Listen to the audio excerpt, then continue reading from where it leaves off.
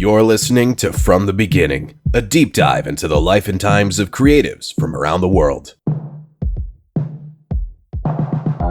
Hello, everybody, and welcome to the first episode of From the Beginning. This is a podcast that explores the lives of creatives from around the world, musicians, actors, artists, people from all walks of life who just love making stuff and love talking about what they do. Our first guest today for this first episode is Cheshyre Hodges. You'll have to bear with me as this is my first time doing something like this, a podcast or anything like that, even though this is something that I've wanted to do for a really long time now, for quite a few years. I'm still quite new to this, so please bear with me. But I think we had a really good sit down and a really good chat about what he's been up to, about what I've been up to, the release of Madness Project Nexus, the release of the newest Madness Combat episode, all the stuff that he's been up to, and we talked about philosophical stuff and music and everything, and it was a really, really good chat. So I really hope you guys enjoy this. I have some pretty good guests lined up for the next few episodes if all things go well. So I hope you guys enjoy. Thank you for listening.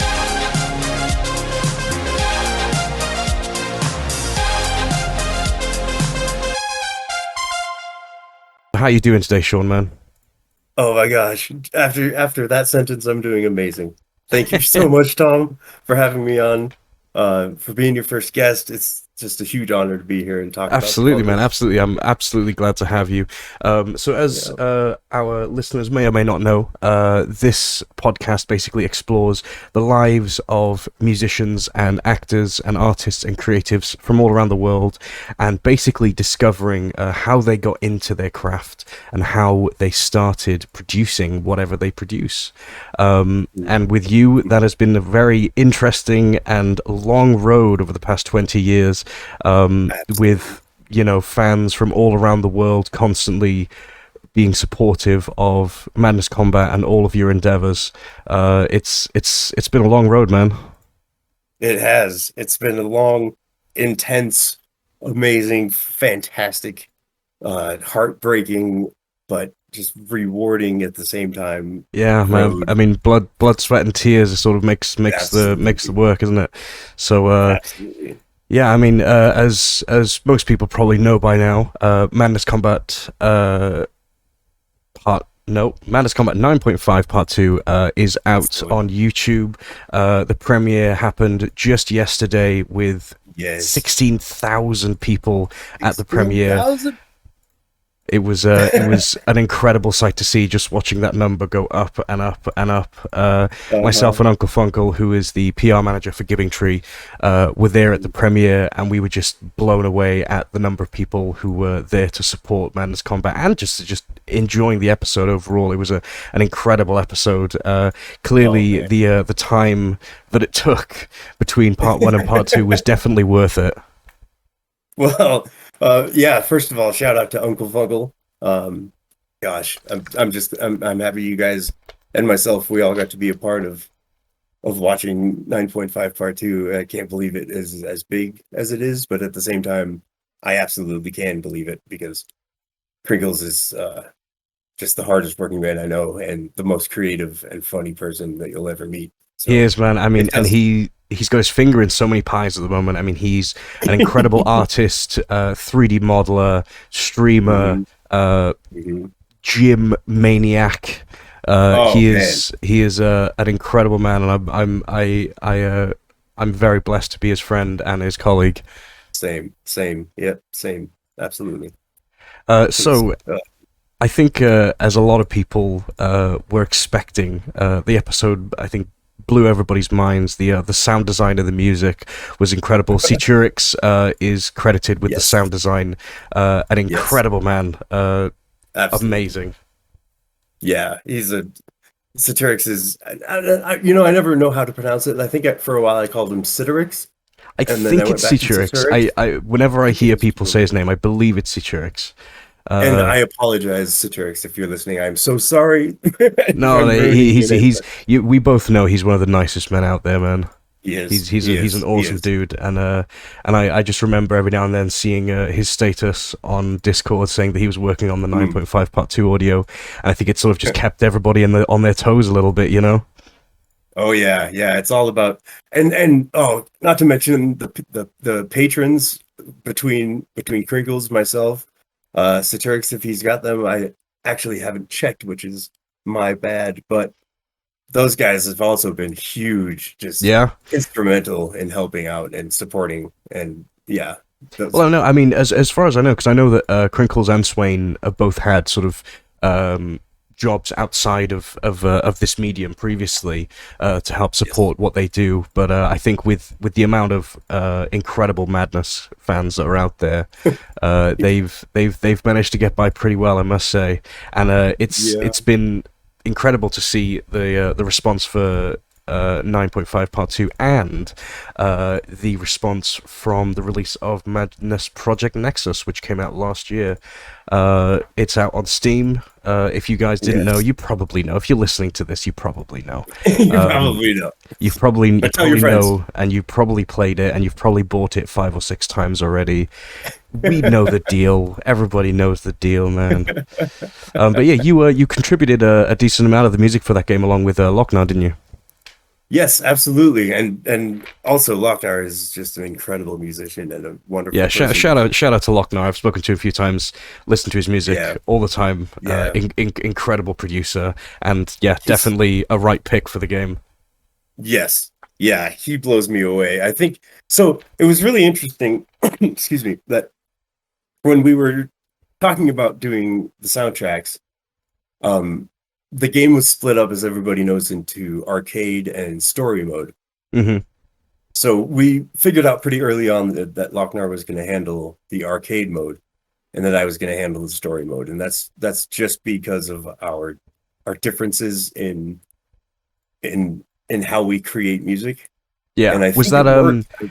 was that decided by Swain and Matt, or was that just sort of I guess sort of handed out between you guys as the music producers for the game? If memory serves, seven, what is it, 7 years ago Oh God! that we Oh my started God! this? I didn't realize. Yeah, because I got a code with the Kickstarter. It must have been at least Yeah, 6 years ago now. yeah, yeah. So Matt and Swain, I think it was actually just Matt sent me an email and asked if I would do story mode music, and we got into a conversation about what was going to be needed and where, and I agreed that whoever made that decision, if it was Matt or Matt and Swain or Matt Swain and Lochnar, I'm not sure, but it was the right decision, I think. Hmm. Yeah, my style and Lochnar's style are Well, I not think vastly different, but not vastly different, but I think it creates a good sort of change in dynamic within the game to yes. have sort of it definitely keeps the same tone throughout the game, but having you guys Mm, sort of back and forth with that music, it sounds amazing. that's awesome. Yeah, thank you. I agree. I think it worked. I think it was a great decision. So tackling story mode was an endeavor, that's for sure. It Yeah, I can was imagine. I mean, tackling a video game overall must be quite challenging. I mean, I've been approached in the past. For those who might not know, I'm a musician as well. That's why I started this podcast, yes, was because yes. I love talking to other creatives and musicians. But I've been approached for video game music before, and I've always given it some That's thought, awesome. but ended up turning it down just because I didn't think I'd be the right fit for it. What is it like to sort of Oh, no way. beat out music, sorry, for a story for a game? Um, it's it's how do I say this? It's nerve-wracking. It's intimidating. It's especially with the fan base that we've been talking about. You just do not want to let them down, and um, but then again, I can't think of an instance where they would let that happen. But Oh no. um, yeah, but yeah, it was one of the most rewarding things I've ever done, I think. And Yeah.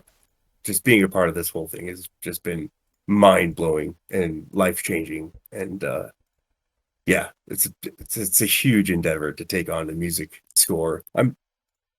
I would love to hear what you come up with if you ever get asked again. I think you should say yes. I really do. Well, man, I mean, maybe I will. I mean, I've over the past sort of year or so, I've been slowly moving away from electronic music. I've been making sort of electronic synthwaves and sort of techno music now for since 2017. Oh, awesome. And I've released you know, a debut album, some EPs, some Yes. singles over the years. But I think as I sort of grew my horizons as a musician and started taking on more live music roles, I've been a bass player now for 6-7 years. Oh, hell yeah. I've been playing guitar now professionally at least for 2 years. I sort of started learning before that. So I think overall I've been slowly moving towards the live aspect of music, and I guess playing instrumentally. That's not to say that there's not, another Inquis record on the horizon. Oh, please. But we'll have to see, time allowing, to see if Yeah. I can come up with something. But I mean, there's nothing to say that I can't work instrumentally for a game soundtrack. There's plenty of games out there. I mean, Doom being one that instantly Yeah. comes to mind. That Exactly. has basically a completely instrumental soundtrack, bar the electronic effects and the synths that go over it. But I mean, I remember Mick Gordon actually saying, I watched an interview. I think it was either an interview or it was like a short documentary on the music for Doom, and originally they wanted no guitars. That was actually in the write-up for the music that they sent to Mick Gordon, that they Oh my didn't want gosh. any guitars. Well, Mick Gordon, good on you for Yeah. insisting. I'm sure he had to. Also, Oh, absolutely. I think, because I think from what I remember him saying, he had begun to make music for the game and just realized that he just couldn't get the sound that he wanted, and the sort of the beats with the story of the game, he just couldn't get it to fit. And I think over time, as they grew, as the developers grew faith in Mick, thank God, he was finally able to sort of win them over and change the landscape for sound design for a video game for years to come. Yeah. I mean, I can't think of I mean, I know there's been a few other games nowadays that have sort of come out with more heavy metal soundtracks. There's a game that I am blanking on the name of, but it's a rhythm game that has either come out or is due to come out. It's basically a fully instrumental heavy metal soundtrack. But it's a nice. beat-driven first-person shooter where you can only move and shoot to the beats of the song. Oh my gosh, that's gonna blow my mind. That Yeah. sounds fantastic. Hang on, Wow. let me give it a Google, because this isn't. Yeah. This is informal. So I'm gonna do some Googling. Trivium Well, game. do you mind if I Metal Hellsinger. Metal Hellsinger? That's a pretty metal name. It is a very metal name, but I mean, it's got all the bands of bands on it. I mean, it's got Serge Tankian from System of a Down, Matt Heafy from Trivium, Randy Bly from Lamb of God, Alyssa White-Gluse from Arch Enemy. Oh my And if you're into God. metal, you probably recognize those names. And not to forget, Tatiana Schmeilik from Ginger, who I saw live a few years ago. They're all just incredible artists. And I was correct in saying it's not out yet. It's due to be out in September.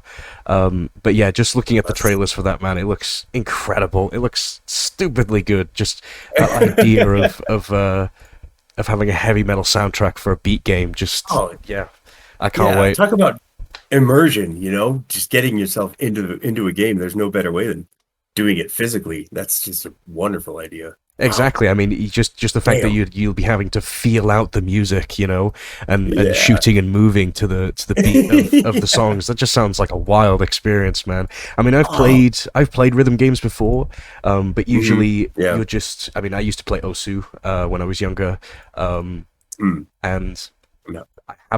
I haven't tried Friday Night Funkin'. I know it's a big thing in the Madness community because of the tricky crossover, but I haven't actually tried that. But I mean, as a rhythm game goes, you can't get better than first-person shooter in metal. I mean, Doom proved that pretty nailed it. well.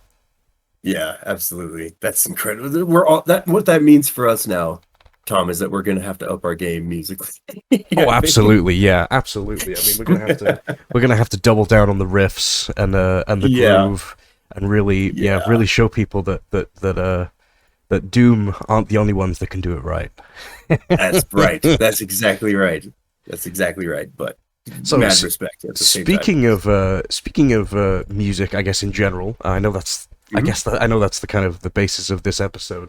But I Yeah. wanted to get into the fact that listening to your music and Lochner's music over the years, with Madness Combat and the Project Nexus games, it's a genre that I have never heard of before, or never been able to pinpoint before.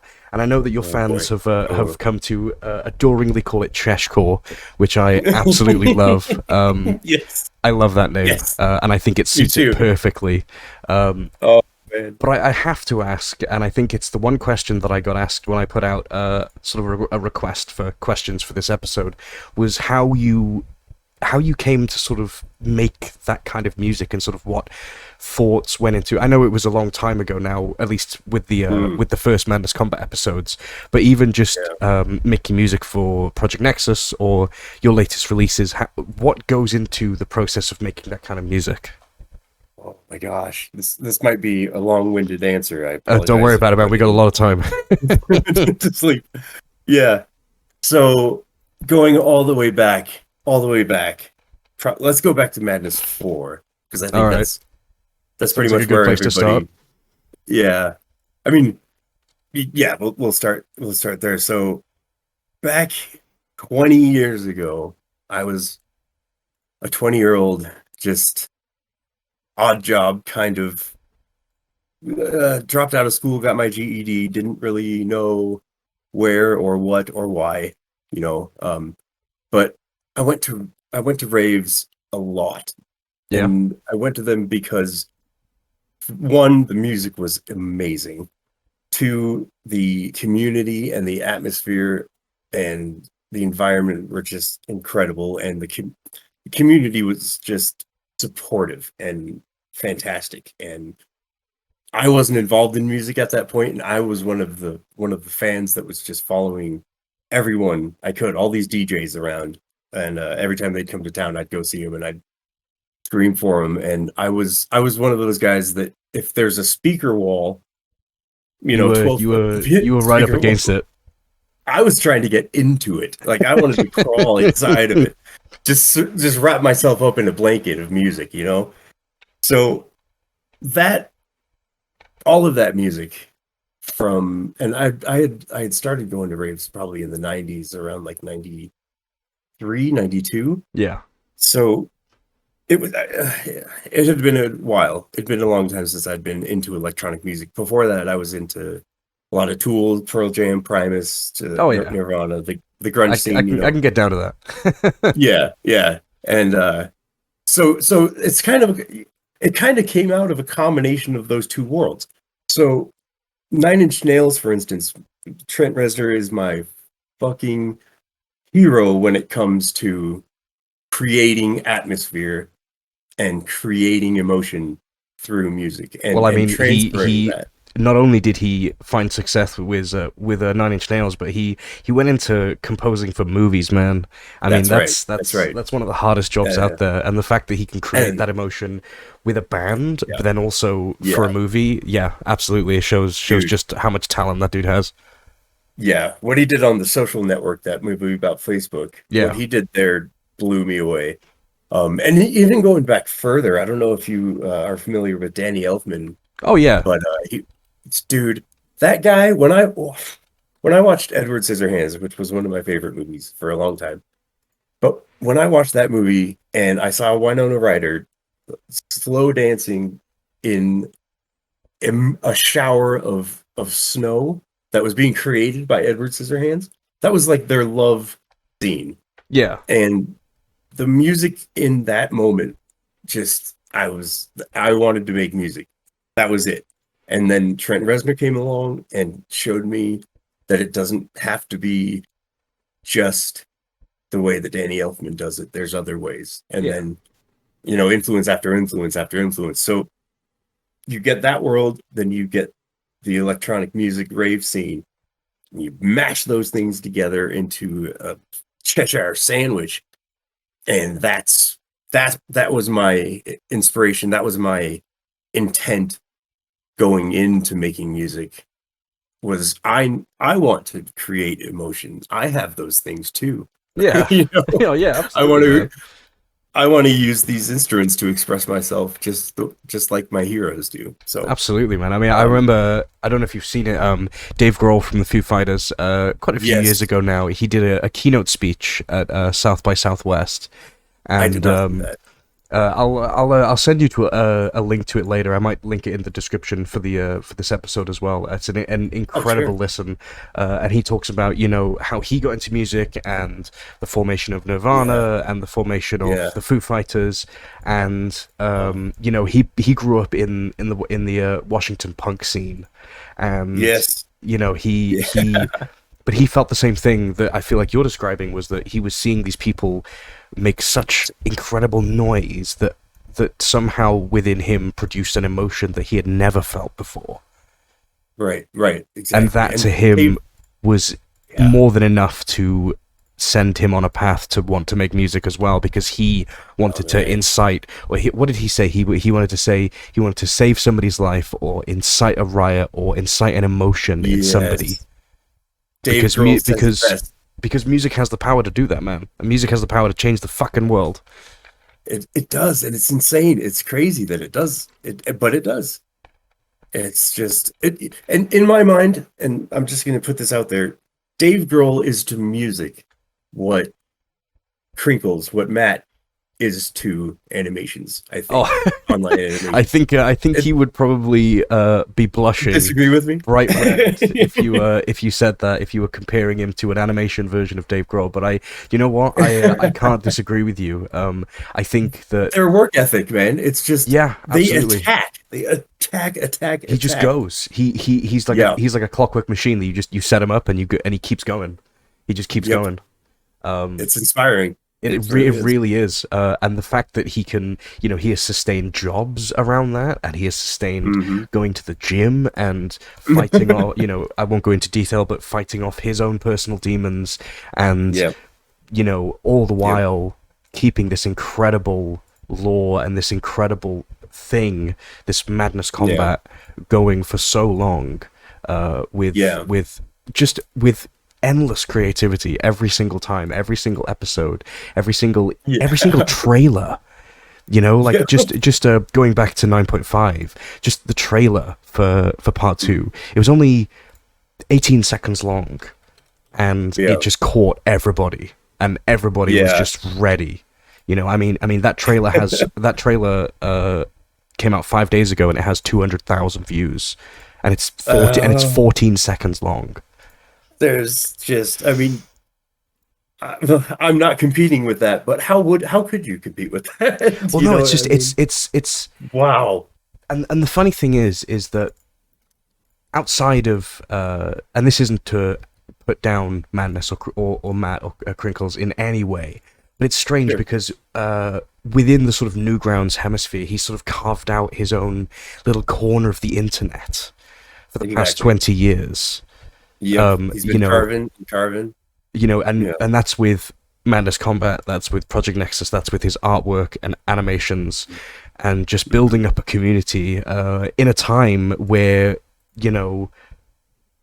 communities were forming up all over the internet. I mean, that's around the time where Facebook started. That's around the time where all these social networks and all of these different ways of people communicating was starting to, forums and chat rooms and all these new things arriving on the internet that were allowing people to connect and share their interests. And I feel like Yeah.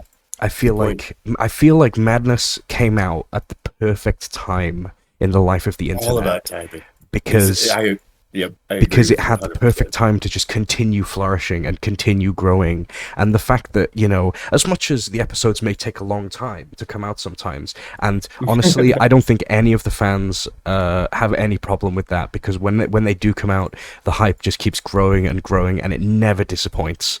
Man, yeah. Agreed. You know, and The- plus, I mean, it's not just Madness Combat, you know, the main episodes. I mean, we have the Deadmau5 series, we have the incidents, we have like all these different side stories Yeah. that he's been making and adding to over the past 20 years. And it's just, it's, for lack of a better word, it's madness. It really is. But there's no other word to describe it. And honestly, it's kind of poetic. Bravo, Speaking sir. about Bravo.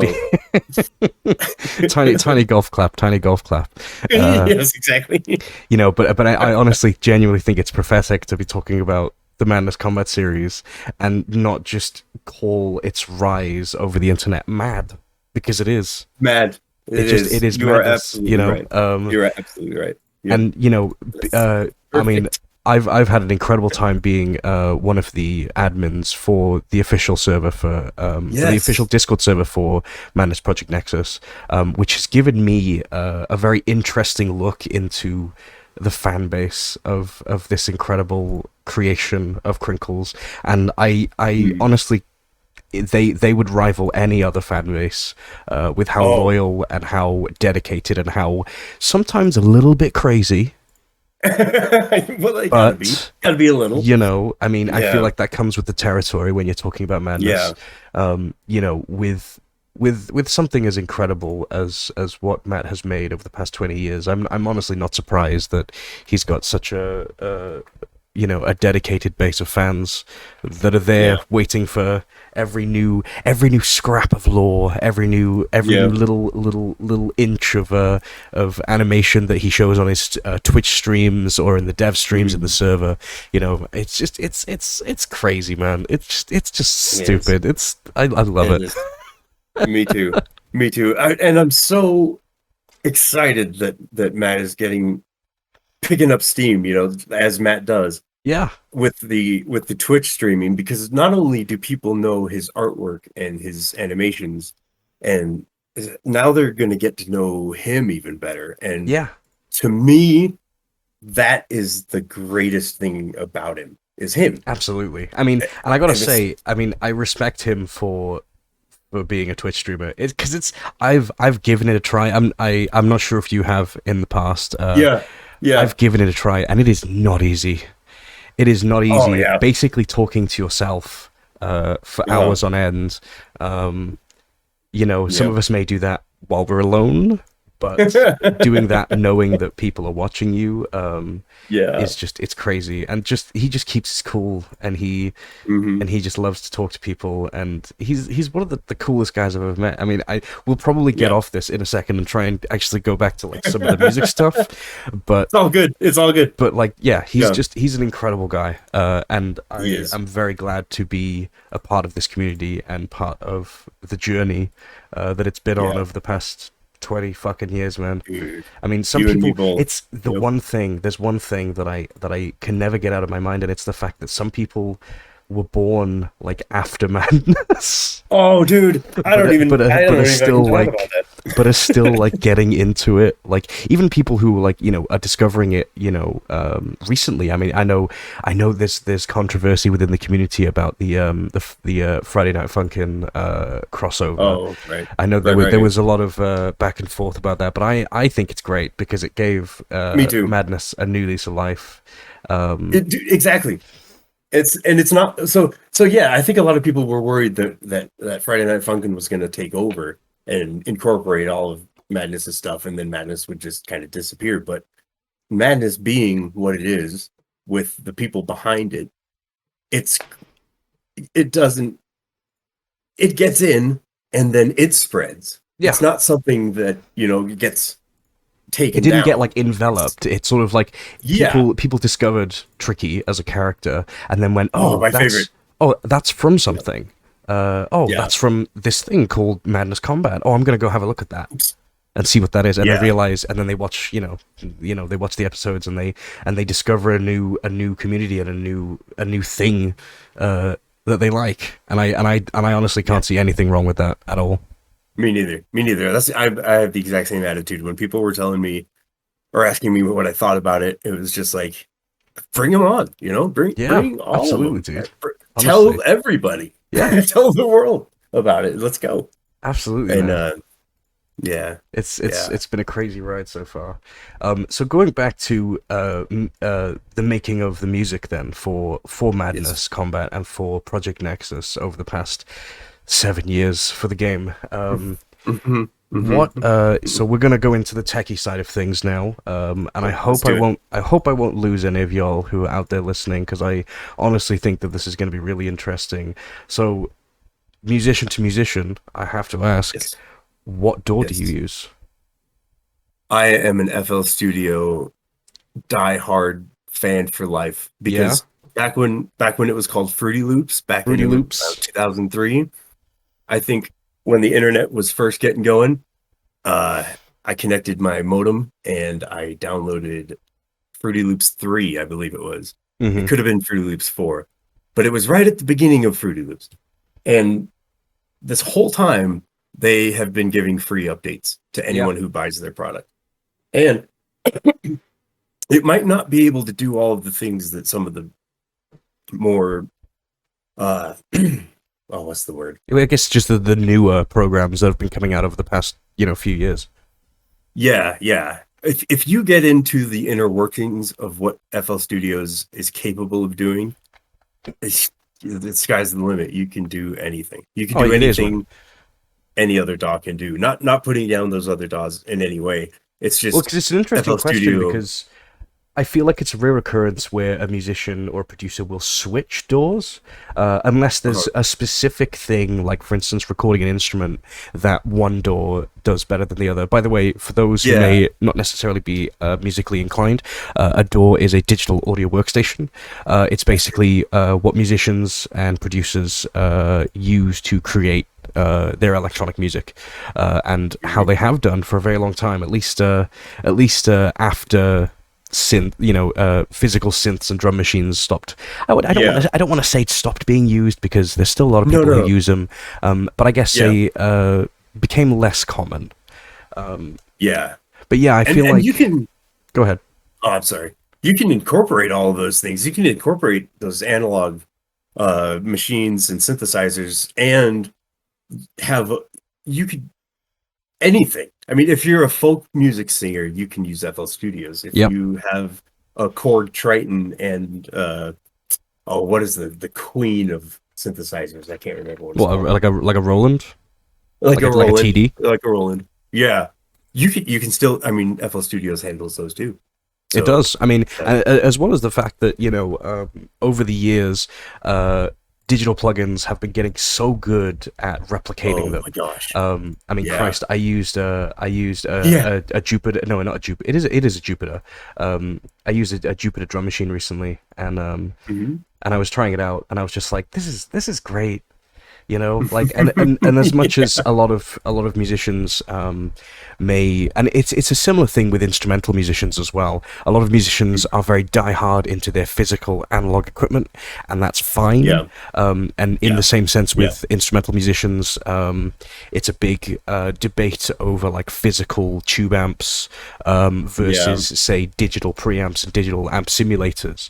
Um, yeah. which, it's always going to happen. There's always going to be people who are, have used one thing for so long and they're so used to Absolutely. it, and that's Yeah. fine.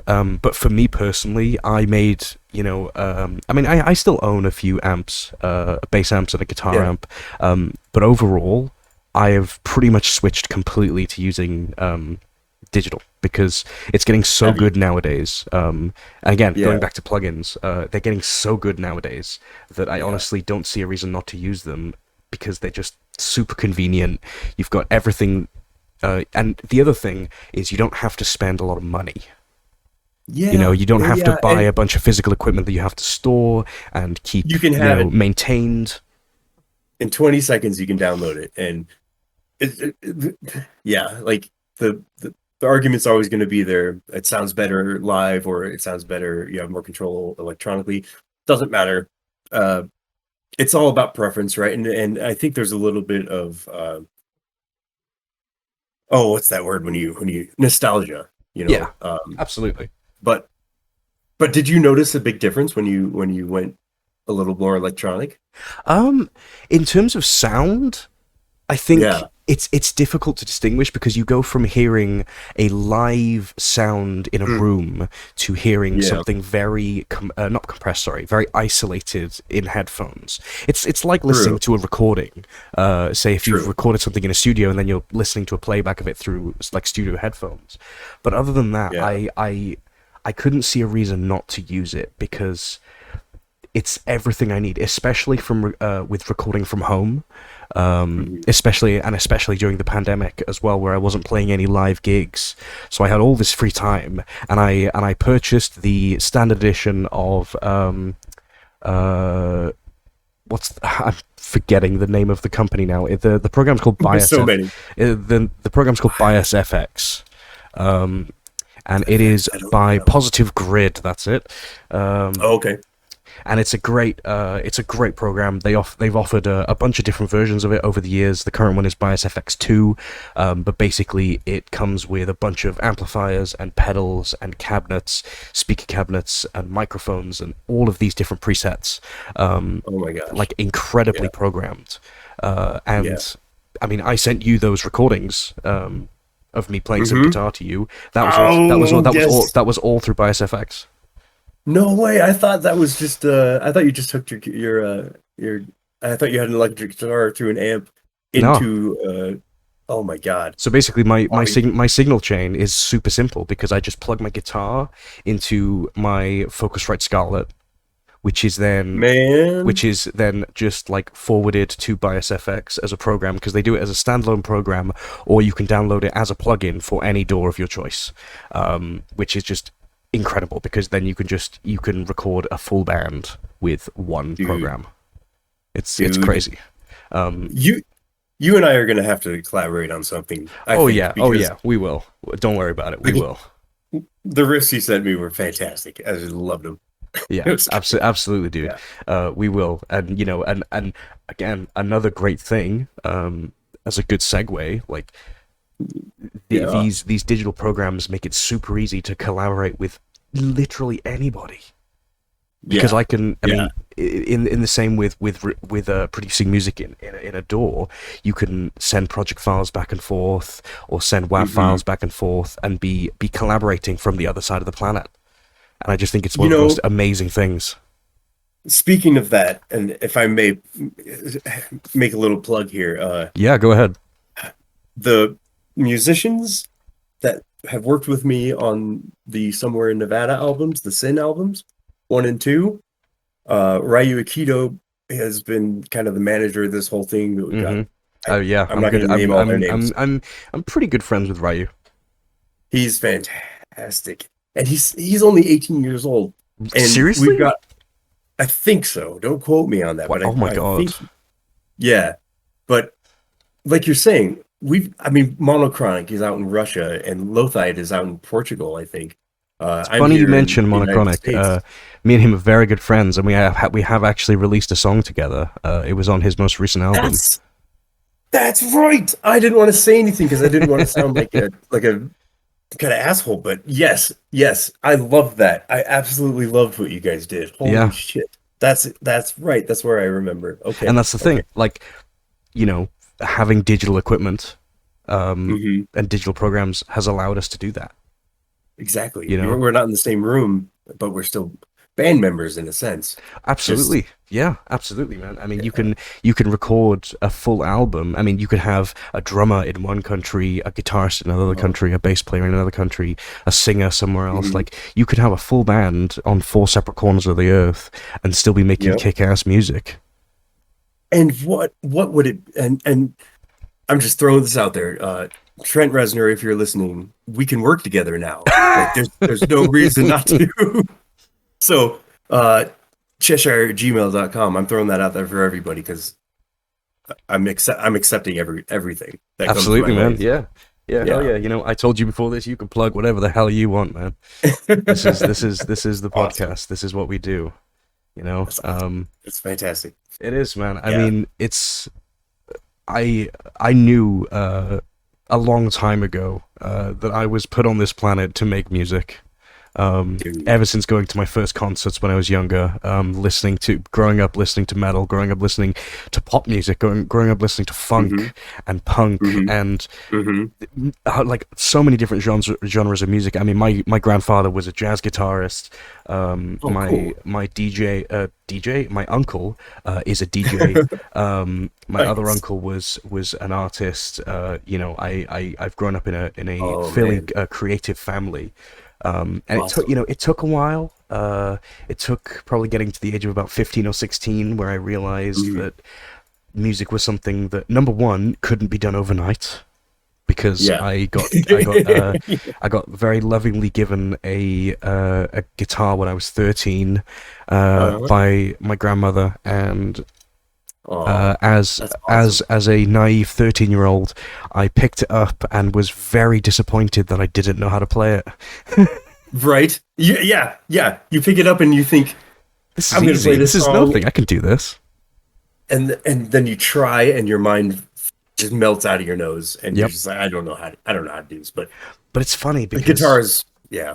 Sorry, it's go ahead. funny because I was actually talking to Funkle, and going back to Funkle, me and Funkle have known each other for 9 years now, and Nice. he's known me since before I was a musician, but like I was, I'm very thankful that over the years I've kept copies of everything, Yeah. every little thing that I've ever recorded, or I don't like deleting stuff. Even if I think it's Right. absolutely dog shit, I never delete it because it's history. It's my Yeah.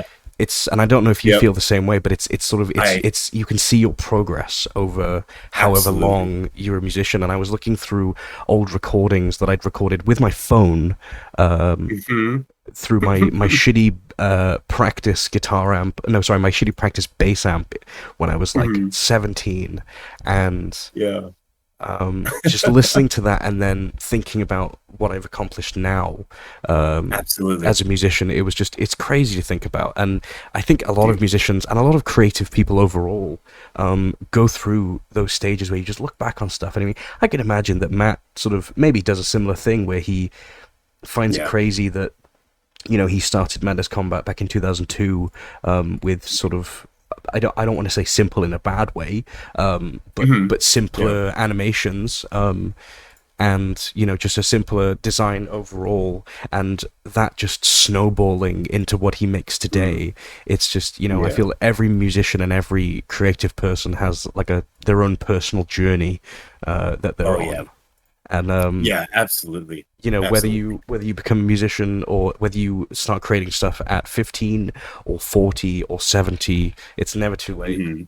I No. always tell that to people when I hear people talking about picking up an instrument or learning how to make electronic music or learning to sing or learning to Mhm. code or animate or make art or anything. Like, it's never Yeah. ever too late to learn a new thing.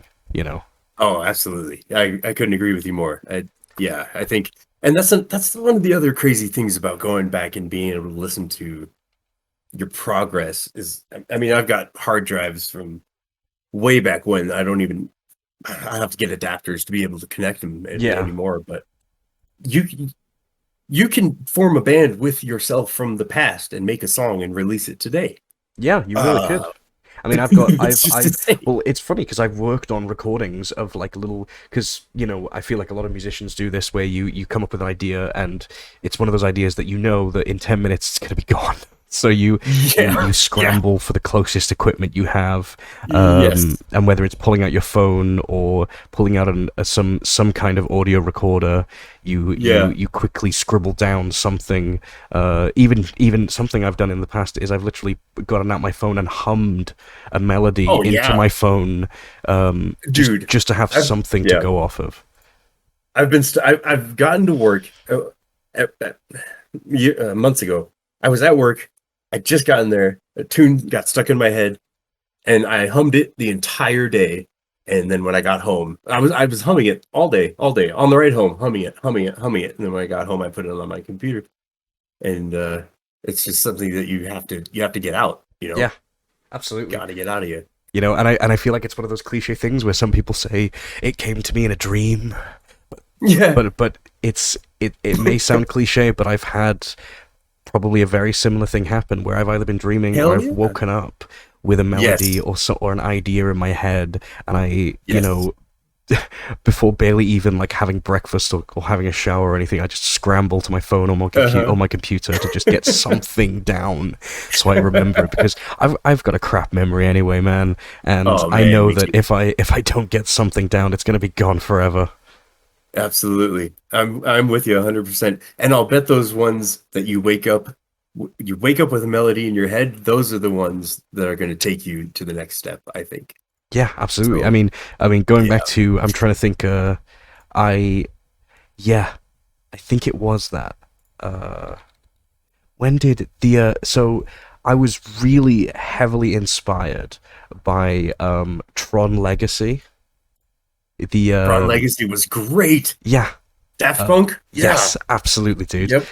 I Hmm. saw that movie. I think I saw that movie around the time that it came out. But I've watched it a few times over the years Yeah. since. But I think one of the times that I rewatched it, I was listening to the end credits, and there is a Hmm. super underrated song that is the end credit Oh, sequence. If you haven't listened to it, go back and listen to it. It's amazing. I mean, Daft Punk's work on that whole movie was incredible. I don't know why they don't soundtrack more movies. I mean, dude. unfortunately, they've broken up now, which I was very sad about. But Oh, but they in did? in in Damn. yeah, in their defense, they've had a hell of a run with like a million Dude. Grammys and a million, platinum albums. Um, but Dude, I I used to go to raves in the 90s and I was 10 feet away from those guys and I thought they were fucking crazy yeah, because they had the whole get-ups and the guitars and they were doing this, the simultaneous dancing stuff. The music was great, but I was like, what is this? And now look at them. I mean, Jesus, man, and they're I mean, there's incredible. a They're just reason why incredible. they've been around so long, and their music has been Yeah, like loved by multiple generations. yeah, Like yeah, yeah, they're yeah. incredible. But They know what they're doing. going back to the Tron movie, Sorry. no, you good, man. I I just don't want to get like too off track, which is probably going to happen anyway, Yeah. which is fine. We've got loads of time. Funnily enough, we've only been going for about 45 minutes. So Oh, damn. That uh doesn't feel like that we at got all. yeah, I know. We got loads of time. But yeah, I remember listening to like that whole soundtrack, and I've got it saved on my Spotify playlist, and Yeah. just I've listened to it loads of times, and I just realized that kind of music would be really cool to make, like really Yes. dystopian movie Yes. level music, and that's what inspired my first Yes. EP, which is Oh, dude. called I cannot believe I'm blanking on the name of my first EP. Welcome to the 80s. It's called Welcome to the 80s. Welcome to the 80s. Um, Oh, pick it up. Pick it up. Put it on absolutely. Spotify or go to your Spotify and download it. Yes, Yeah, definitely. absolutely. Yeah, that was my sort of debut EP, and I'd made some like like experimental weird stuff as just me before that, but like listening to that movie and a bunch of other stuff like Home. Have you ever listened to Home? I don't know if I'm familiar with it. The artist Home. I don't think so. There's a I'm song gonna of have his to write called it down. there's a song of his called Resonance, which if you listen to it, you would absolutely know it. It's been included on everything. But he inspired me. This game called Ronin 51 or Ronin 40, something like that. It was like a little indie game That, that yeah. came out on Steam Yes.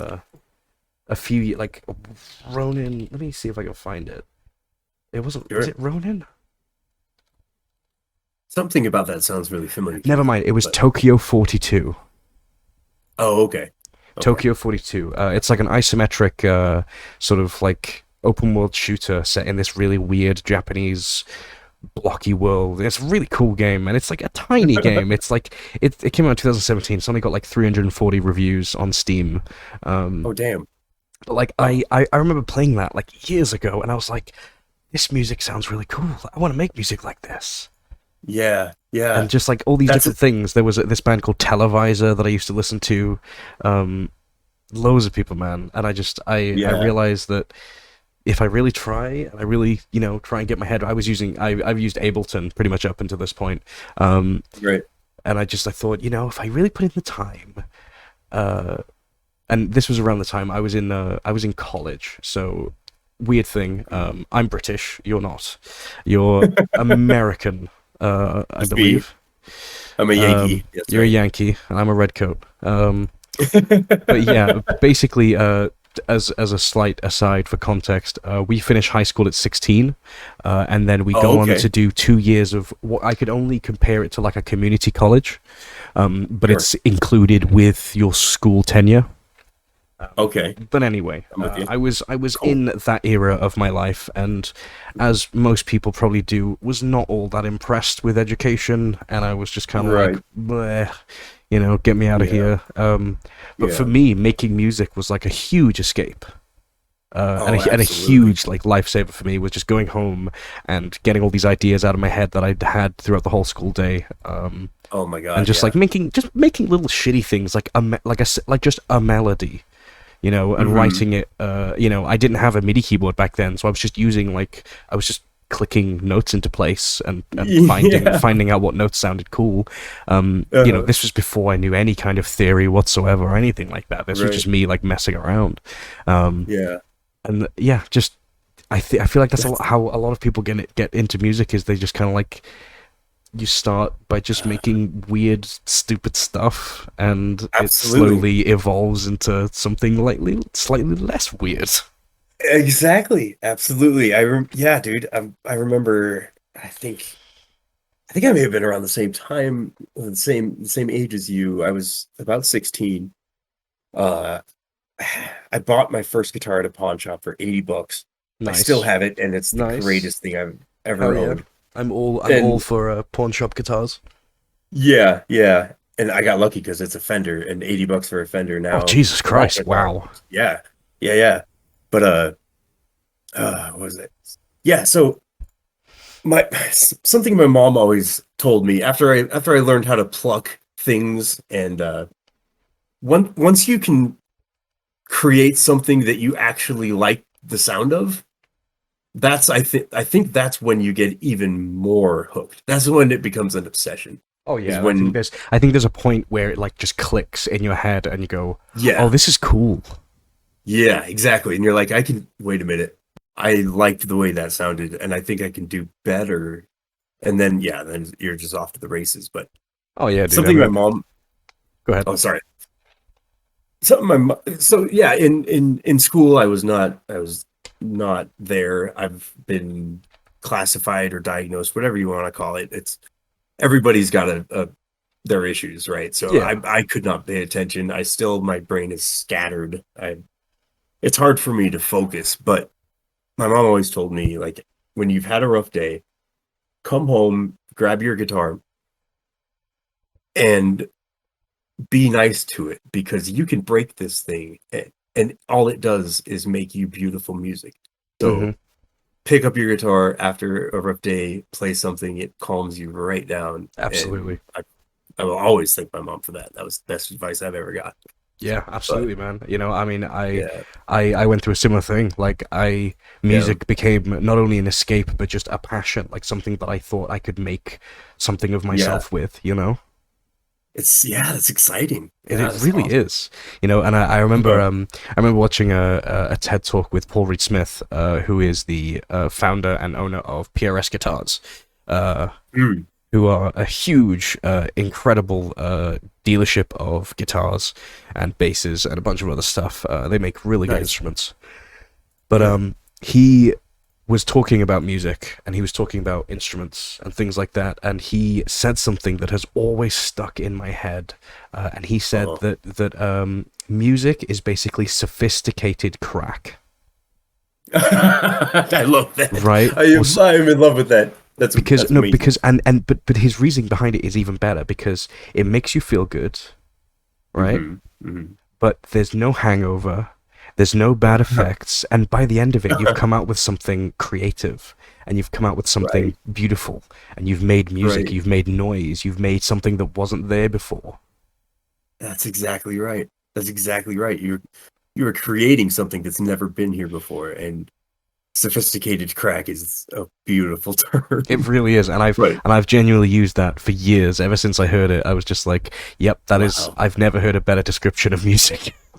That's incredible. I love that. I'm gonna hold on to that now too. Thank you. Absolutely, dude. That's great. Yeah, and yeah, look up that TED Talk if you want to watch it. I'll probably put it in the if I remember to. I'll put it in the description as well. Um, Yeah, yeah, it's great. It's a great talk, man. And same with the Dave Grohl one as well. yeah. I gotta I've get always that. loved, and again, this is why I wanted to start this podcast. Was I've loved talking and listening Yeah, to musicians and creative yeah, people, and just listen to how they see the world and how they see their creative process. Because I know it's been definitely. a massively up and down journey for me, and so I can't Yeah. imagine what it's been like for everybody else. Oh man. Like all those Yeah. days of just like sitting in my room and just playing my guitar for 6 hours or making music, and it's just like, Yep.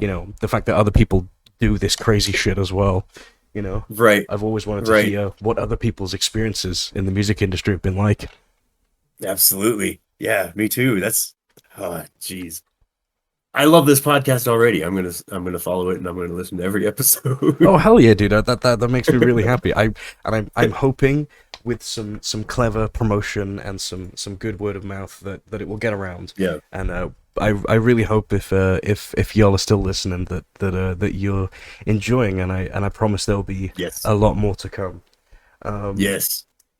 So Definitely. I now, believe it or not, I do have a document open with like talking points. I've been trying to be like professional-ish. But one thing that we didn't actually cover earlier, Oh, which let's go back. was a question from a member of the Madness Combat community, Okay. which was how did you actually meet Matt Crinkles? Oh, I get this question. I get this question a lot, and it's a fuzzy memory because it was a long time ago. Because Matt's I know Matt lives in Philly. I'm not sure if he's from Yeah. Philly. I I think don't he might be. remember. I don't remember where he was born, but he grew up in Colorado, Right. Okay.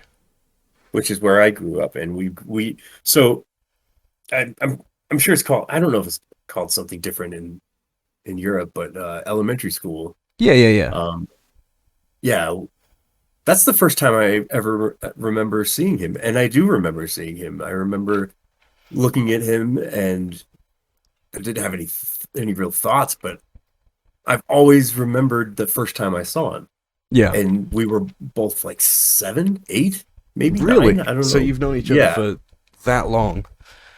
Well, I knew of him, and Right. Okay. maybe he knew of me. But we did our thing in school for a while, and then in middle school, so sixth, seventh, and eighth grade Hmm. is when I really started misbehaving, acting out, being bored, just not having a good time. Yeah. When my Which hormones kicked in. well, yeah. I mean, I feel Yeah, like a lot of people experienced a similar thing in school. Honestly. absolutely, absolutely, yeah. And it was the people that I met around that time that I'm lucky enough to still call friends today. They're my best friends. They're I don't have many friends, but the friends I do have, they are more than enough. And Matt's one of them. And I met those guys, that group, I think in seventh grade. So 14, 13, 14, 15, somewhere around there. Yeah. But we all started hanging out and we all had the same humor, the same taste in music, the same taste in movies. But we all had our separate talents. Yeah. And yeah, the wonderful thing about that group of friends is that during those times in your life when you're going through either elementary school, middle school, high school, whatever you call it, but when you're going through adolescence into puberty into adulthood, It's things are tough. It's tough, hard. man. They are so hard. Oh my God, I remember. And this might get a little bit deep. That's all right, man. we could go as deep as you want. No pun intended. So, depression's always been a really big problem with me. Mhm. There's been talk about bipolar depression. Who knows? It doesn't really make a difference if that applies to me or not. But Yeah. um,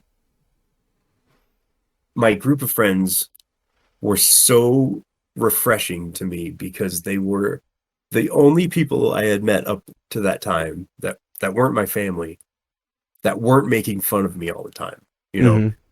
that weren't always pushing me, trying to give me a hard time, or just being dicks. Yeah, And I've been there. you know what I mean? Yeah, dude, It's just absolutely. you find these people, and if you're lucky enough, you all get to follow each other. But my focus was music, because that Danny Elfman, Trent Reznor, Eddie Vedder from Pearl Jam, Oh, hell yeah. those guys.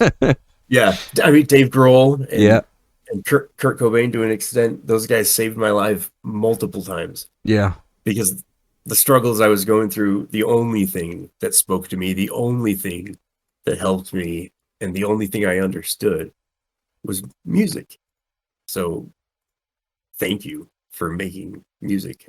I just, like you were saying before, it's a creation that never existed before, and it travels physically, on waves. Yeah. So you can feel it. Yeah, It gets absolutely. inside of you. Yeah.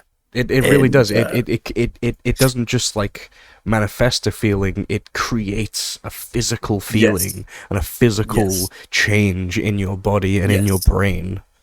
Yeah. And it's not something that you can communicate in any other way. You Well, it's just can't. exactly. I mean, music has always been called an absolutely universal language because, I mean, that's Yes. how Yes. musicians can be in a room together and be speaking to each other without any words Mhm. by just playing music. That's right. That's right. That's right. And if anyone is thinking about picking up an instrument, trying to learn, my advice is do it as fast as you can, because once you get it, you'll never forget it, and it'll always Absolutely. be with you. Yeah. Absolutely, man. Yeah. You know, I mean, picking up an instrument was one of the best things I ever did, and Mm. I absolutely feel your sentiment where it has saved my life multiple times and has changed my Right? life forever. You know, I mean, I It's started incredible. as a plucky 16, 17 year old, you know, trying to pick up a guitar, and you know, just Hmm. last year, and sorry, no, not last year, earlier this year, I played my biggest gig ever in front of 1,000 people. You know, No shit. yeah, Really? yeah. Oh my I God. What got was that a like? just for a side note, then I got hired to play in a Metallica tribute band or a Metallica cover band No. for a festival that was going on, and Oh, it was that's this awesome. really strange, like a really lucky turn of events where I just like the way I usually get gigs is I'll be like on Facebook or I'll be on LinkedIn or something like that where I just see a Yeah. post, somebody's like, hey, I need a guitar player for this date or I need a bass player for this date. That's how a lot of session music and a lot of dep work in at least in the UK works. Um, Yeah. Same here. yeah, Yeah. and so I got there quick. I would think I was the first one to reply to that post and messaged the guy. We got talking, talked about just what was going to go down with the show. I wasn't expecting how big it was going to be, and in Oh fact, man. they forgot to tell me the actual venue until about 2 weeks before, which was like just a slip of the mind thing. It wasn't like malicious. Oh, okay. Good. Good. Good. Yeah, no, they were just trying to throw a crowd of 1,000 people on me. No, but it was surreal. Because That's amazing. I've played gigs before. I've been playing gigs professionally now for two or 3 years. But I've played like the odd Dude. open mic night here and there, like for the past few years. And but this to me felt like Wow. my first, and especially it was my first gig since before COVID. Yeah. And so it was a really Yeah. big moment for me. But it was this, and it was a beer festival. So as you Uh, can imagine, energies were yeah. Yeah. high, which just made it even better. Yeah. And I didn't get paid for it, but I don't care. No. I got No. Yeah. I don't care at all because it was I an wouldn't either. experience that I will never forget, playing in front of that many people enjoying music. And there was one musicologist called it music king, ing Yeah. a verb. A verb. That'd be a Yeah. verb. Yeah. I'm um musicking right now. Don't bother me. yes, no, exactly, but yeah, I it was incredible, and just hearing that That's noise of a awesome. thousand people screaming "Enter I Sandman," can't. you know. Like Yeah. it was a I'm starstruck right now, dude. That's awesome. It was great, man. I'll send you some footage of it later. It was love that. it was really cool. Oh, But yeah, I mean, wow. God, I don't even know how we got onto this tangent right now. I don't either. Crap. This always happens to me. See, this is why I can't get anything done. No, you're good, man. Do you know what we were talking about? We were talking about the power of music overall, I think. The power of Yeah, music. the power That's of right. music. And honestly, Yeah. if this was just a music-based podcast, I probably would have called it the power of music. Dude, But that's a good you thing. know, it is a good name. But Yeah. I wanted to expand my horizons a little bit and talk to, a bunch of different interesting creative people. Yeah. But yeah, man, I mean, being in the music industry, even just a little bit, like even if you just create music and you just release it on SoundCloud or you release it on Spotify or wherever, YouTube or anything, like you're creating something. And I've always tried to put that into people that if you're creating something, you can't go wrong. Dude, that's know? a really good message. I really like that. Like, Wow. and I say it to the artists because an unfortunate thing, especially with a lot of younger creative people, is there's a lot of self-doubt. And I think that's God. something that follows a lot of people. But like Yeah. one thing I said, I always say to people is that if you're making something creative, like you're doing something good. Like it's just the Right. best way to put it is just like you're making something out of nothing. I And- really dig that, dude. Absolutely, Yes. man. I hope, if they want to, when I eventually have kids, that they will pick up an instrument or they'll try and learn to sing or make music, if they want to, because I think having a voice like that, no matter how small it is, it can be a huge like game changer. Oh, absolutely. It's a muscle that I wish everybody. I think everybody does have, but a lot of Oh, people. yeah, no, I think so as well. Yeah, and yeah, I'm not going to say what I was going to say because it was dumb. Because there's so many worthwhile things to do in this world. Absolutely. We just chose music. That's Yeah. That's what. Well, I that's the say. thing, man. I mean, that's why on this podcast I want to talk to artists and actors and creative people and coders and people who've made video games and people who've made anything creative, because we're all on our own respective journeys doing something creative. And honestly, if more people did more things creative, I think the world would be a better place. I agree with you 100%. Yes, I definitely agree with that. That's I think a beautiful thing. and even going as far as like making YouTube videos, making Yeah. YouTube videos, making podcasts as we're doing now, making communities, making video games, anything at all, man. If I can, go ahead. oh, I'm sorry. Oh, I feel terrible now because No, you're good, man. Go ahead. you were about to say something profound and amazing, and I'm just hey. Don't worry, man. I've said enough profound things. You go right ahead. No, I was just gonna say, hey, come check me out on YouTube, and Oh yeah, dude. I make Absolutely. videos Absolutely. and I stream as much Yeah, as dude. possible. Yeah, But, I will. If whoever's listening, whether this is on YouTube or Spotify or whatever, wherever I can, I'll be putting links to Mr. Cheshyre here for all of his God. cool stuff. Oh man, oh that was the worst. But that's all right. We'll get past it. I'm all right. It's all right, man. Honestly. Apologize. Interesting side note. Then, how did you come up with the name Cheshire? Is it as simple as it was just like the Cheshire Cat from Alice in Wonderland? Well, that's a good question. So, the Cheshire Cat in Alice in Wonderland, to me, I always felt like I respected, Mm-hmm. didn't really fully understand, and related to, but I was always envious and jealous because the Cheshire Cat can go and do whatever he wants, whenever he wants. He's like, and I've said this to a couple fans who have asked this question, he's like the god, or even the forgotten god of Wonderland. Yeah. He has magical powers. He can do fucking anything. Yeah, he can disappear and reappear at will. He can control people. Puts his face in the moon. Yeah. Sure. Why not? So, in that sense, I always felt kind of attached to him.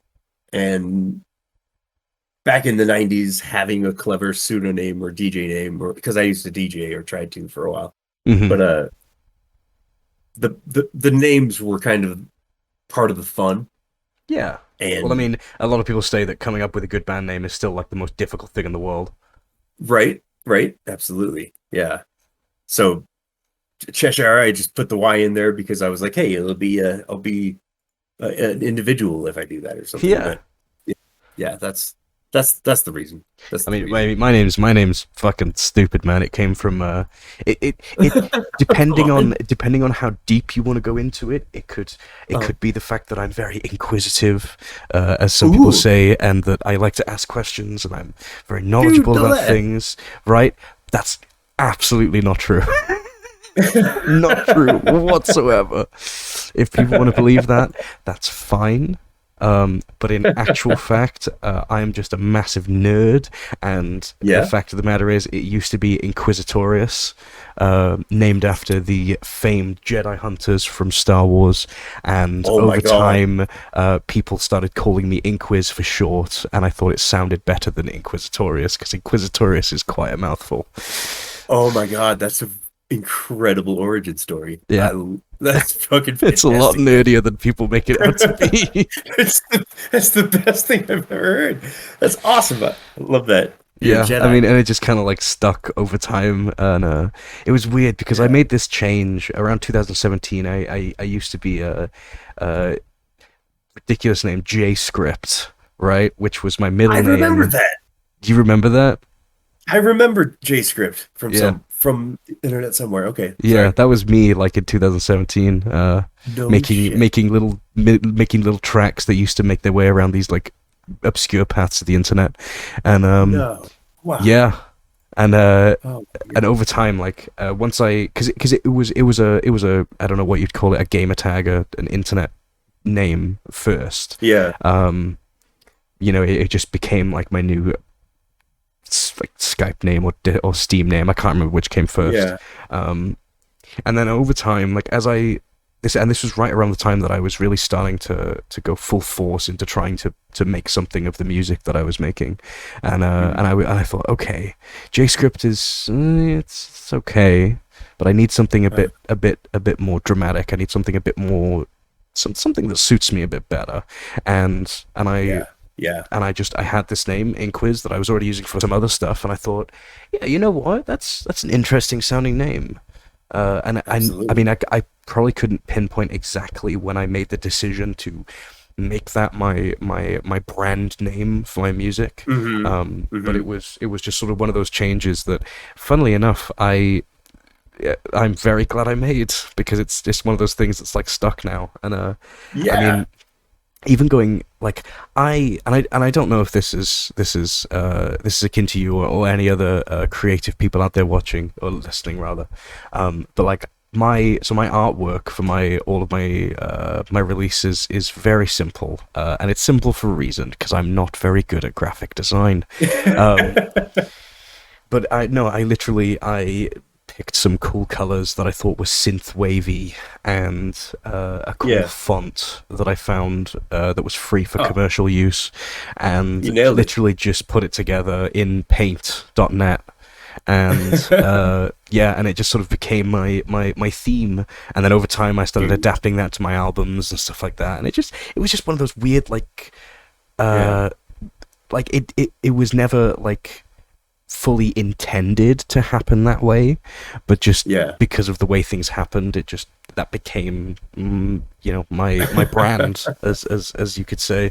That's what we say now. Yep, that's the term we use. It's a brand, professional brand. Yeah, even though business, we're still musicians, is what we are. We're still fucking goobers. Yeah. I just sit at my computer and fucking slam on keyboards all day. Yeah, the best description for what I do is I really like to make stupid noises, Yeah, because that's basically what we do. We're making wavy air, Dude, if you've ever rocked your nodded your head to the rhythm of a washing machine, and then thought, hey, I could make a song out of that, then you've got it. I'm pretty sure somebody did that on YouTube like a while ago. It probably did. I mean, like, I, yeah, it's funny you say that because like when I was younger, I used to always be tapping my feet or tapping my fingers on something, yep, just like to a beat or something like playing. that. Weirdly enough, Yep. my nan, who's a really cool person, she was in a samba band, and up Oh, until very recently, my nan's 83 now, but she was in a samba oh wow. band for a very long time. Um, and when I was younger, I used to play a little bongo drum that she bought me. Like I feel like it, maybe without even knowing it for a long time, music has just kind of always been in my veins somehow. It Whether seems it's like just it's like surrounded you. enjoying Yeah. music or, making music later on in life, I think I was just always kind of, whether you believe in fate or not, I think I was just kind of Uh-huh. always destined to sort of just make music. Dude, I love it. I love it. I think you're right. I think having music around you when having family members who played music around you and growing up around it and being gifted instruments. I mean, come on now. Well, I I say think gifted instruments. It was a shitty, like, $10 fucking bongo drum. and It wasn't anything to scoff at, you know? but but look at what you made out of it. Oh, yeah, absolutely. I'm just it's just Yeah. incredible. I mean, Yeah. going back to the whole like digital thing, I mean, I that's why I'm so glad that so many people nowadays can have the chance to make something, like to make music, Yeah. even if it's using something Yeah. like Reaper, which is completely free. It's kind of free. It's completely free. Just Yeah. like WinRAR is completely free. But Right. like it's Right. anything, whether you make it on a secondhand Casio keyboard or anything, like Yeah. you know it's easier than ever nowadays with the internet and with technology to make anything, whether it's It YouTube is. videos or music or Yeah. movies. Like Christ, man, I think of how many like future directors that have come out of the Oh my internet. God. You know? Right? Yeah. Don't even go to college for it. They just picked up a video, like a selfie stick and a Yeah, video and just camera. started recording. I mean, that's how like I Yeah. mean, Christ, man, people were doing that with skateboarding in the '90s. Ah, Like good point. like Yeah. but people have been like always finding new ways to make stuff, and I think That. nowadays it's easier than ever for anybody out there to, whether it's download a program or buy a cheap guitar or Mhm. anything, man, use your phone. Everybody's got a phone nowadays, and Dude. pretty much everybody's got a eh, phone with a camera. So you like go out Yeah. there and like just film something, make a short film, make a funny comedy sketch. Like you could Dude, I do love it. anything, man. I love it. I love it. I'm gonna listen to this because the inspiration flowing out of you right now is It's just man, incredible. it's irradiating from both of us right now. I think you could quite rightly say I think we're on a roll. Oh wait, where's my drum set? Shit. That's all right. We'll get it next time.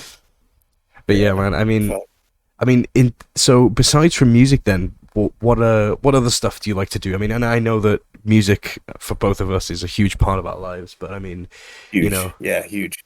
what other Well, sort of let's stuff are you doing at the moment? I won't go into this too much. It's an unfortunate series of events that led me to where I am now. Let me rephrase that.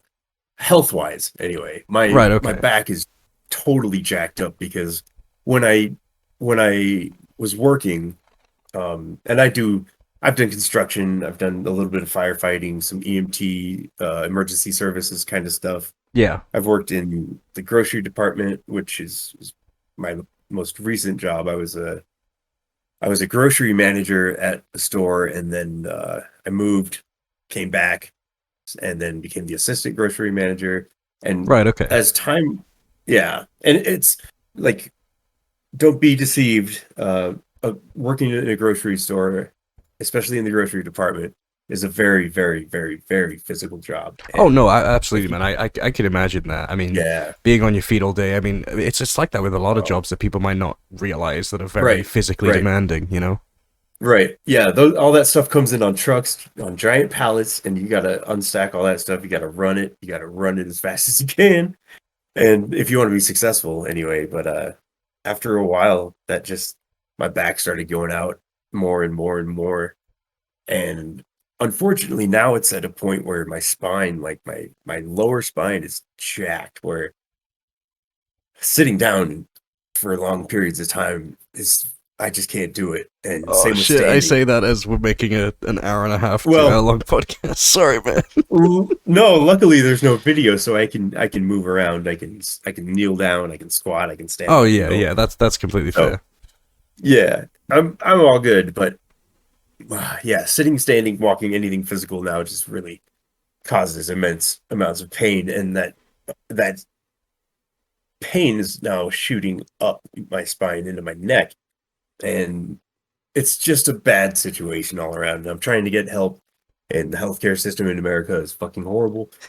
We won't go too into that, but I think most people would No. agree. No, yeah, I'm gonna say that one thing, and then I'm gonna stop talking about it. But so before all of this stuff happened, what I would love to do is skateboarding, snowboarding, camping is one of my favorite things of all time. Oh, I dude, love getting out. Absolutely love camping. Nature is my best friend. I used, when I was growing up, I had a tree in our front yard. I would climb up it at night, and I would wake up in the morning just sprawled out in the trees. Like, it was my friend. And if I'm not near nature, if I'm not out in nature, I don't feel whole. Yeah.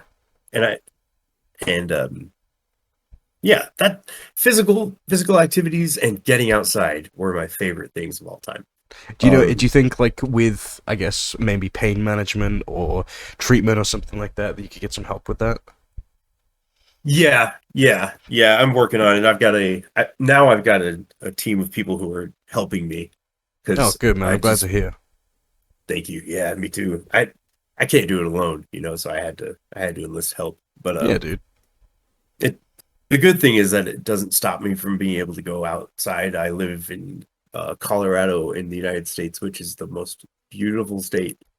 So I'm just surrounded by beautiful scenery, and I can get outside and hike, go camping if I bring the right precautionary stuff. But yeah, I mean, me and my partner have got a trip planned because I live in Wales, which is a country in the UK. Yeah.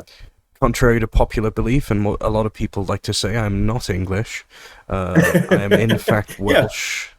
Yeah, a lot of my ancestors are Welsh. Nice. Hell yeah, man. Yeah. A lot of Celtic blood around the world.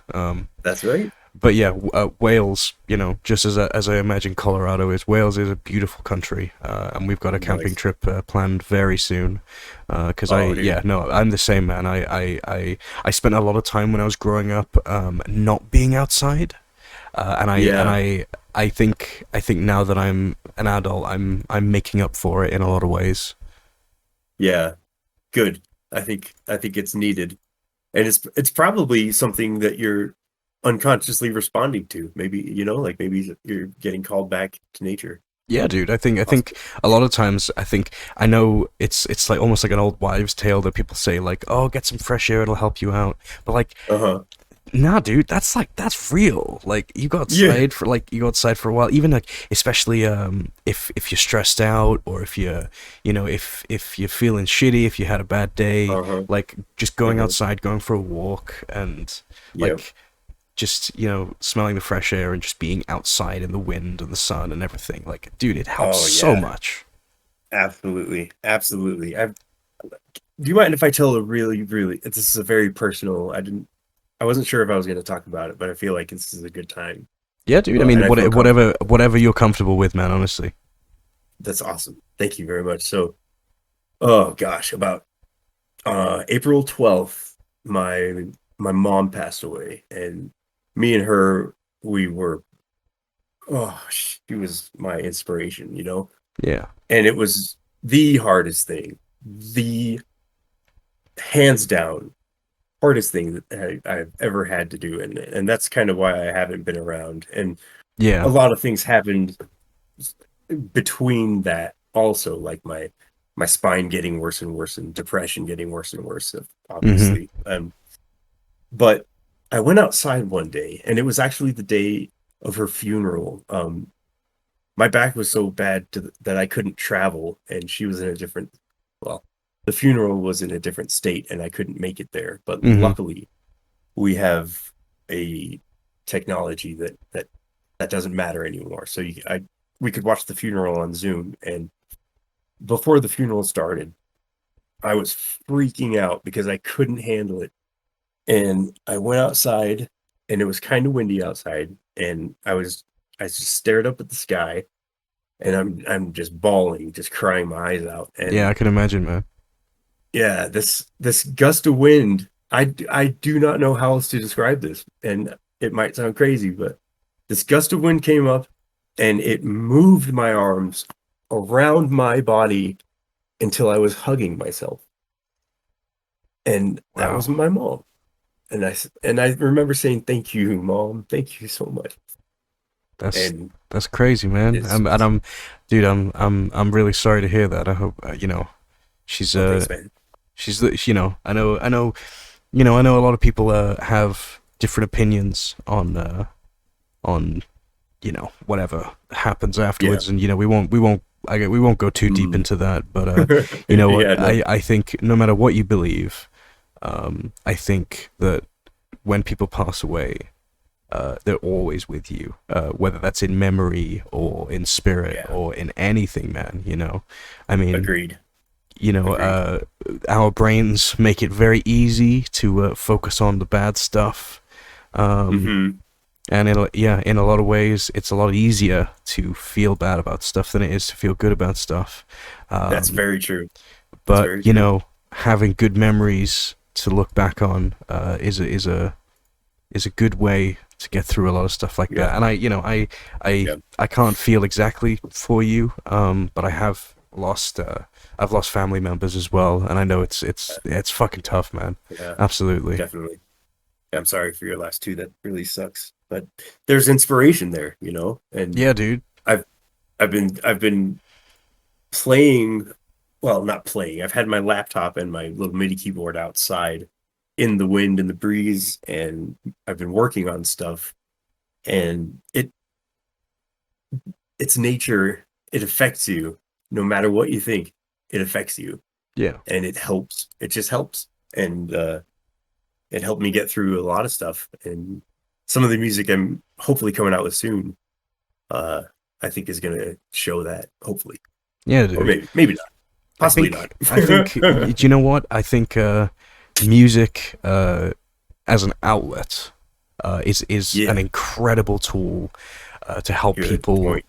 to help musicians get through their own grief and loss, Hmm. but to help other people get through their grief and loss as well. I mean, Absolutely. I think I can speak for both of us, where we've both, grown up listening to music that we really felt saved our lives, or just helped us get through some really shitty times. Right. Yeah. Yeah, And that's I that's think anybody, sorry, I didn't mean to cut you off there. no, you're fine. You're fine. I think Go for it. anybody who's like, even if you're just a little bit into music, or if you're not a huge, tech head or into, loads of different types of music, I think music Uh-huh. has such an ability to incite emotions in people that it's fucking like it's therapy, man. Like making music Absolutely. is like the one of the best Absolutely. therapies on the planet. Absolutely. Yeah. And it does, yeah, like you said, it doesn't matter what you're listening to. I mean, you know what? Sometimes I'm gonna say this. Sometimes my girl, T Swizzle, I'm talking about Taylor Swift, Oh puts out a hell yeah. song that just blows me the fuck away. You know what I'm saying? And Dude, it's I can just absolutely respect that, dude. Absolutely. You know what?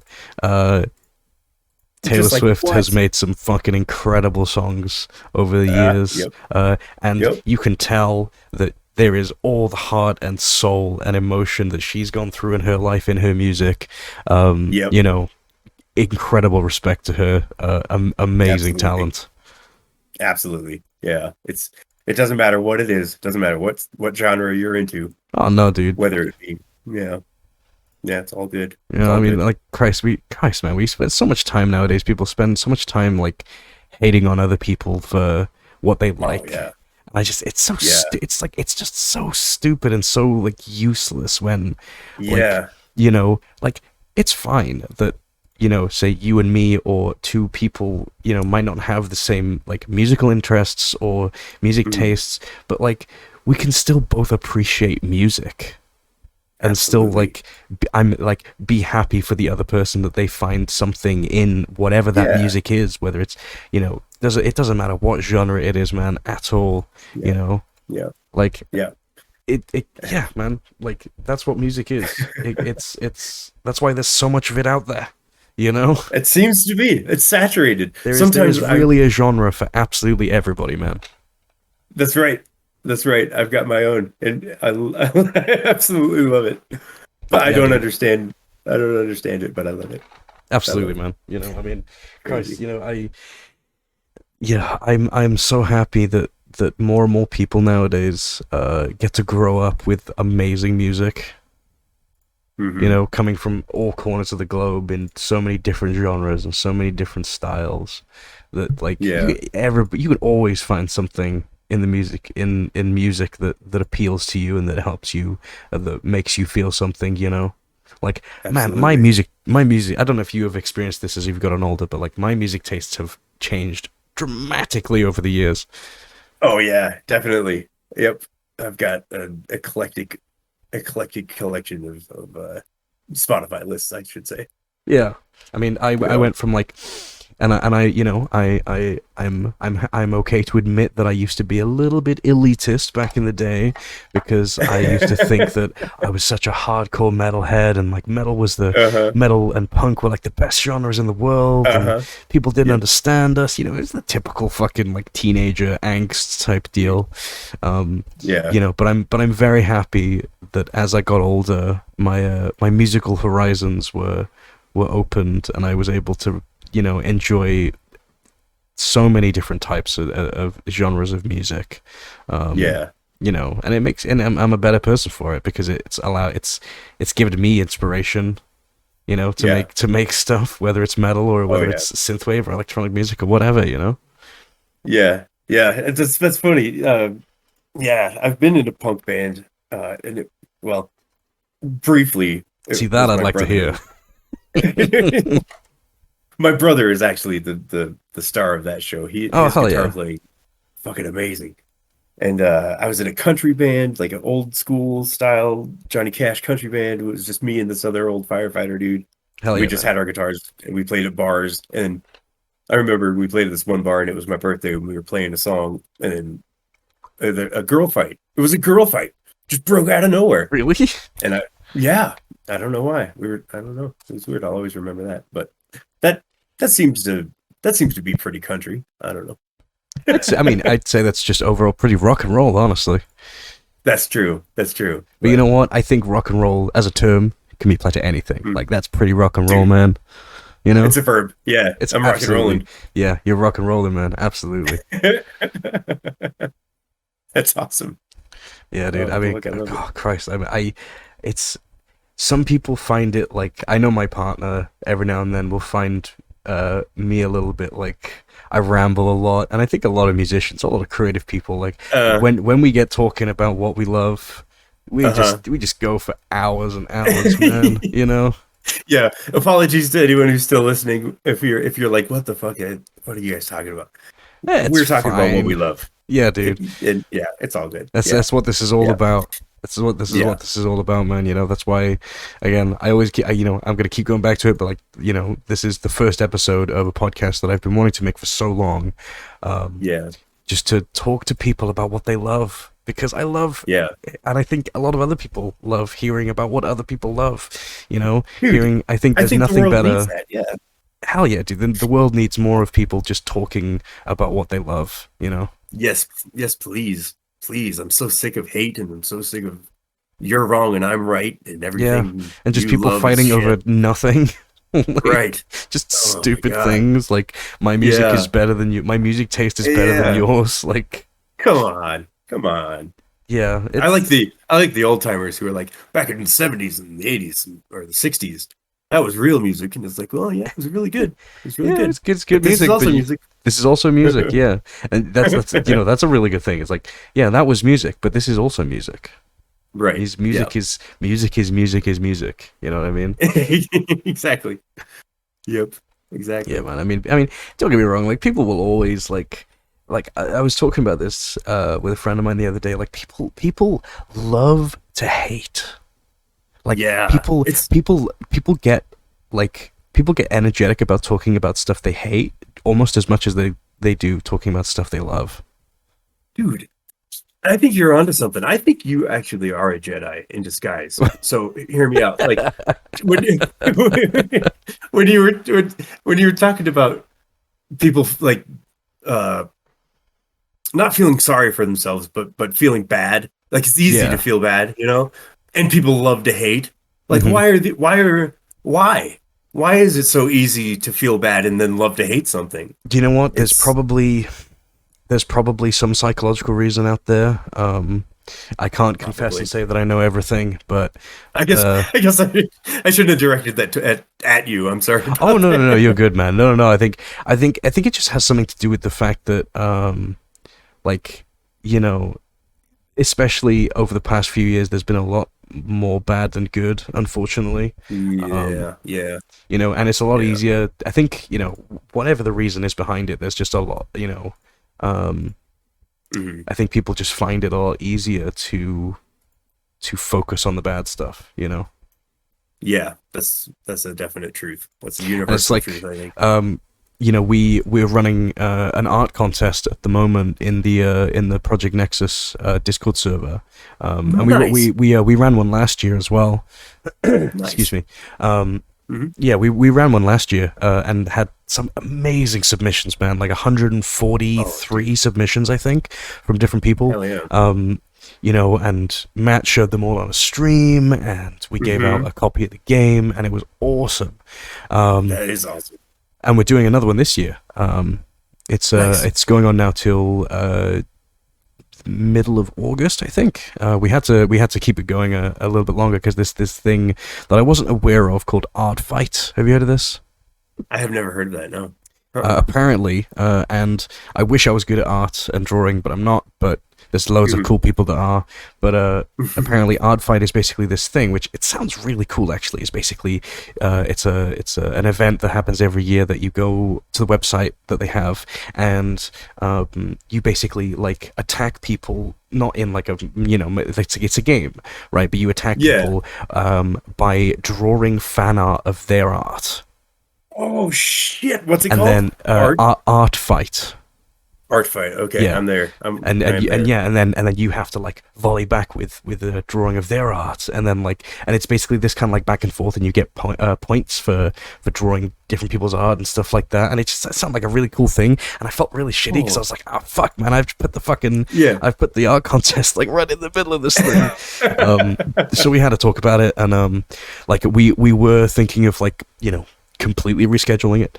Hmm. But in the end, we decided it would just be better to extend the deadline for a few extra weeks, so it gave all those awesome artists out there a bit of extra time to be able to have some fun with Art Fight, and then also to be able to make some cool art for us as well.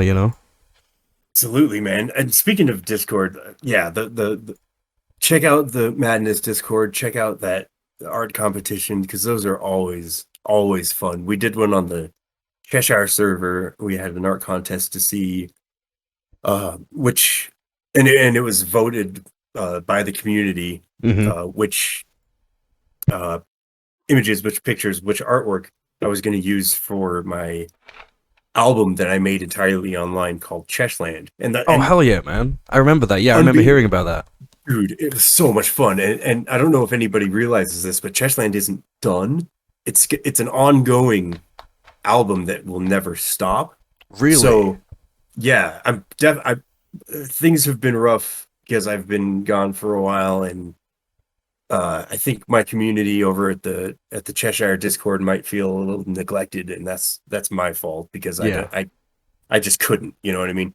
I Now I don't think it's your can. fault. I think it's just like Well, yeah, it's true. just taking breaks and stuff, man. Yeah, yeah, it's just exactly, and it's not like I mean, the Discord server isn't going to crumble because I'm not there. That's yeah, I don't mean that. It's just I wasn't promoting anything. I wasn't trying to do what I envisioned, which is create a community of artists that just help each other create positive shit. Yeah. And I stopped doing that for a while, and that's why I feel bad. Mm. So I'm going to revamp that idea. So anyone who's listening, if you're on either the Madness Project Nexus Discord or the Cheshyre Discord, there are art contests to be had. So Absolutely, and great Yeah. people to meet and great communities and events Yes, to get yes. involved with.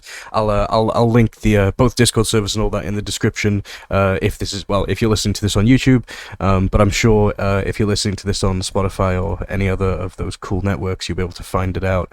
But Yes. yeah, man, I think God, we've been going for nearly 2 hours already. Has it? Holy crap! Dude. Yeah, Wow. according to my recording, it's been an hour and 38 minutes already. Yeah. I feel like I I could talk to you think, for a while though. Oh yeah, man. You know what? I think after this, I think I'll probably have to take a bit of a break and maybe go to bed Yeah. after this. Yeah. Yeah. But absolutely, man. We'll chat a lot more than this. And hey, maybe you can come on for another episode. I'd be down for that. Oh man, I would love to. That would be Oh, yeah, man. fantastic. Yeah. I think we'll probably. I think we'll probably start to wrap it up here around the 1 hour 40 mark. If that's cool with you, man. No, yeah, we'll set the bar at 140, and the next your next guest, you guys try and get to 145. Oh yeah, See man. what We'll happens. we'll. I think there's probably and I've done some research on podcasts and things like that to kind of get started, but I think there's a sort of limit for listeners. I mean, for me at least, whenever I've listened to podcasts, I usually listen to them in chunks. Yeah. Like if I've got a spare half an hour where I'm doing something, I'll listen to half an hour of a podcast and I'll kind of like mark my place almost and kind of come back to it and listen to it. So people might do that. But yeah, I mean, this is hopefully first of many.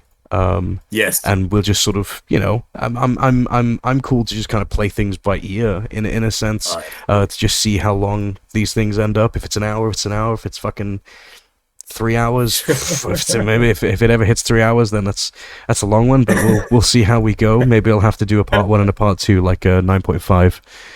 There you go, dude. There you go. That might be the thing. Yeah. But yeah. Definitely. Thank you everybody. If you're still listening, I hope you're still with us. Yes. But thank you all for listening and coming along for this ride. And thank you, Sean, for being my first guest, man. This was awesome.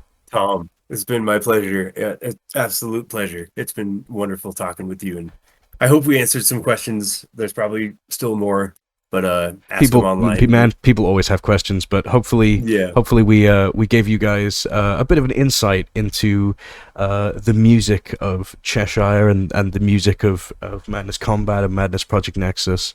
Do you have any final things you wanna plug or anything you wanna say? Yeah. Please, if you have the time, come check me out on YouTube. It's YouTube/C/Cheshyre. I believe it's pretty simple. Come on down to Discord, my Cheshyre Discord. If you can get there, that would be great. On Spotify, any listens, any lists, any plays help me out tremendously. So if you like my music, thank you, and continue to listen. I've got more coming. Awesome, man. Well, I think we're gonna wrap it up there.